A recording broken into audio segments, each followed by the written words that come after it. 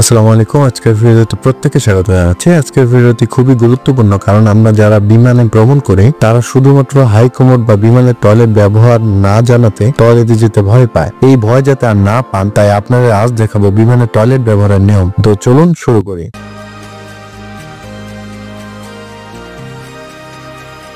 সাধারণত বিমানের পিছনের দিকে টয়লেট থাকে, এরকম ল্যাবরেটরি নামে। বিমানের টয়লেটে অবশ্যই ধূমপান থেকে বিরত থাকবেন এবং প্রবেশের আগে অবশ্যই সাইন খেয়াল করবেন, অর্থাৎ যদি সাদা লাল বা সবুজ লাল দেখেন তবে ভিতরে মানুষ আছে, আর শুধু লাল বা সবুজ থাকলে বুঝবেন কেউ নেই।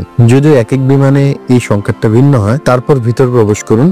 প্রবেশ করার পর দরজা লক করুন এবং দেখবেন সাথে সাথে লাইট জ্বলে উঠেছে। বেসিনে হাত ধোয়ার আগে পাশে থাকা পুশ বাটন চাপ দিলে পানি পড়বে। হাত ধোয়া শেষ হলে আবার পুশ বাটন চাপ দিলে পানি বন্ধ হয়ে যাবে। এখানে দেখুন স্যানিটাইজার আছে এবং এই কমলা সাইনের মধ্যে ব্যবহৃত টিস্যু ফেলবেন।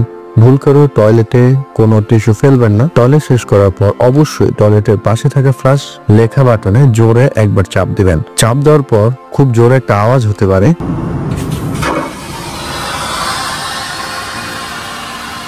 এতে ভয়ের কিছু নেই। তারপর আপনি ভেসিনে হাত ধুয়ে বেরিয়ে আসতে পারেন। তো সঠিকভাবে টয়লেট ব্যবহার করুন এবং নিজে সহ অন্যকে সুরক্ষিত রাখুন। আর কমেন্টে জানান কোন বিমানের ওয়াশরুম বেশি সুন্দর। ধন্যবাদ সবাইকে।